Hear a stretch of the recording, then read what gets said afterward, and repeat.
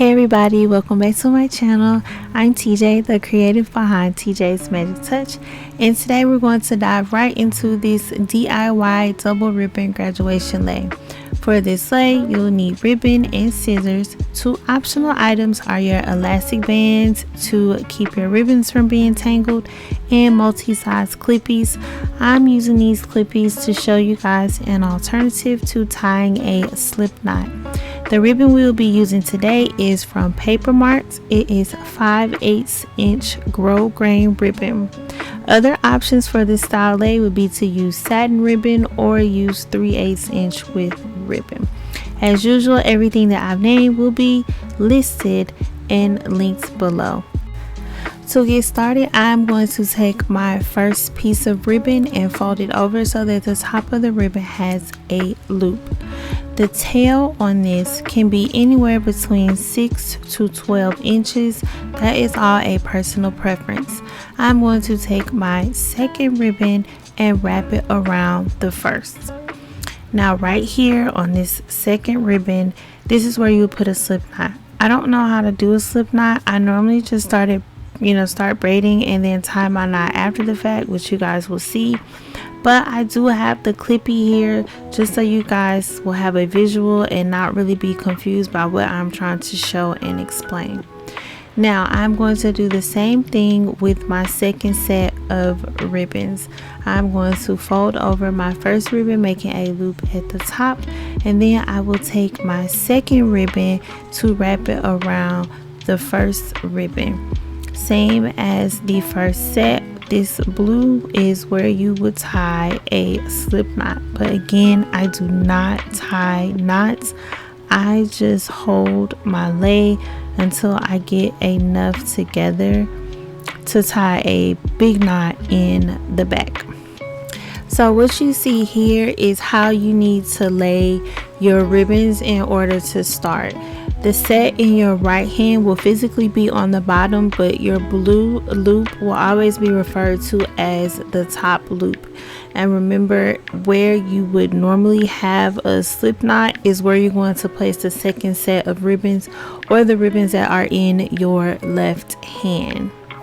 So set one, right hand, blue at the top, right?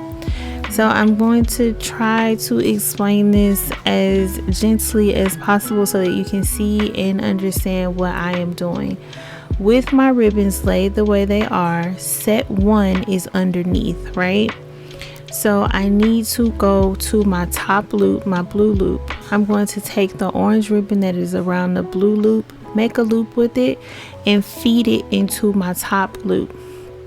This will not only lock the orange ribbon, but it has successfully crisscrossed the second set of ribbons into the braid. So that's how we start.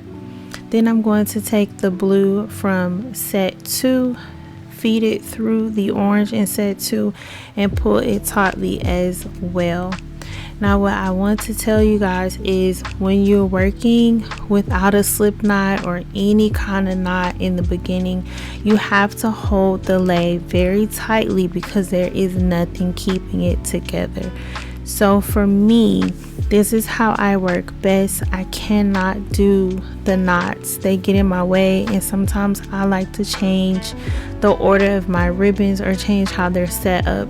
So I can't work like that. I just hold everything really tight and make sure that I'm pulling the appropriate ribbons and keeping my sets together. So you're always going to start with your top loop having the ribbon being fed through.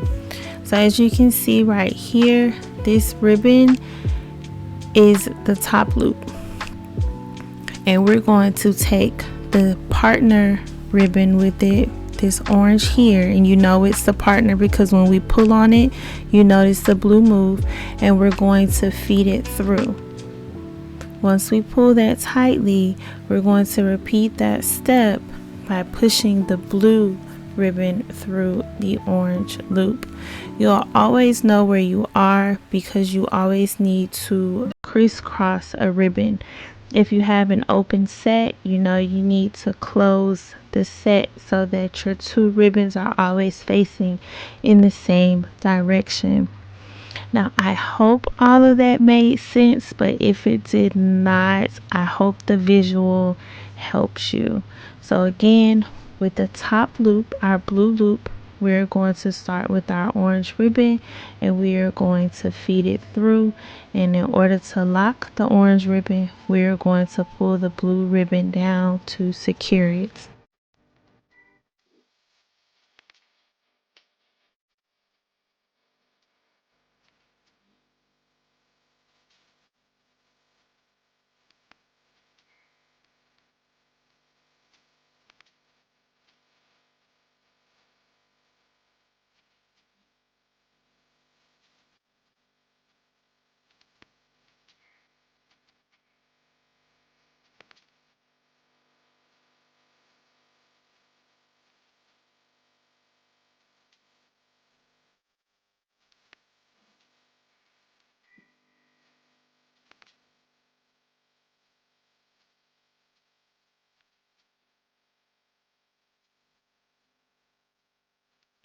Keep in mind you want to adjust, tighten, move the ribbon the way you see fit, but you do not want to actually let go of the lei until after you've made the knot in the back.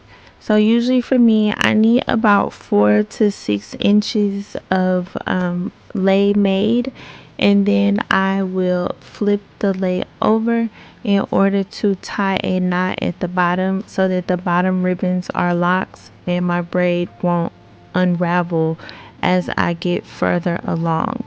So I'm going to take a clippy, actually two clippies, to hold my ribbons in place. I'm going to move my longer tails out of the way, and then I will pull on the shorter tails that we made in the beginning to tighten the end of my lei.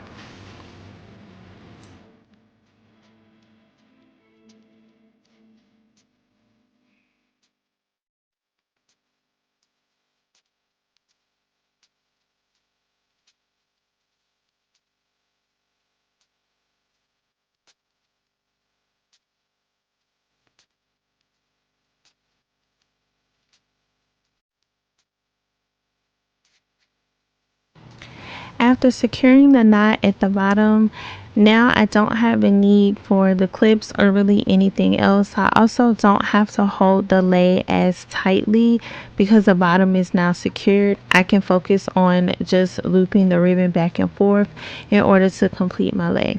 Now, something that I did not mention in the video, the pattern that I had the ribbon laid down in blue, orange, orange, blue gave me this design where the blue would be on the outside with the orange in the middle. Now, if you wanted a different pattern, you would have to lay your ribbons a different way. Doing it this way gave me this look as well as those nice diamonds in the back. So a few things that I want to point out: once you start this lei and get the bottom part going and secure, everything else after is easy. This is one of the easier style leis to do and accomplish, and they really don't take much time.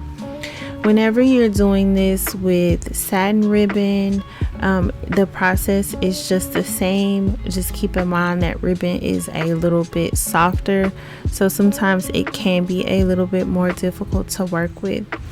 Also, whenever you're working with 3/8 inch ribbon, you can actually use less yardage. For this particular lei, I cut each piece of ribbon to 7 yards. Typically you want 6 to 7.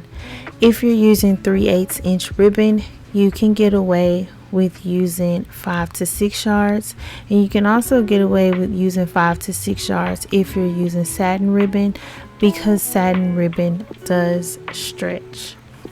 So those are some things to keep in mind when you're creating your leis. There will be longer tails. Once you get to the end, you'll see that you'll have 2 pieces of ribbon that are considerably shorter than the other 2. The way that some lei makers offset that is that they start with two different lengths of ribbon in the beginning. Because I am such a creative free spirit, I tend to change ribbons around halfway through, so that's not an option that works for me. Now to end this lei, I'm going to take my tail of my ribbon and pull it all the way through, and then pull the coordinating ribbon down to lock it, and then I will do the same thing on the other side. Here you can see what I was talking about with having the difference in length for your ribbons at the end. This is completely normal if you don't offset your ribbons to begin with, and I do not do that. Afterwards, I take the two pieces of ribbon from one side and I tie a knot with the two pieces of ribbon from the other side. After that, I flip the lei upside down and I grab 4 ribbons in each hand in order to tie a knot to secure it all together, and then cut the tail so that the lei can be worn with the knot behind the back.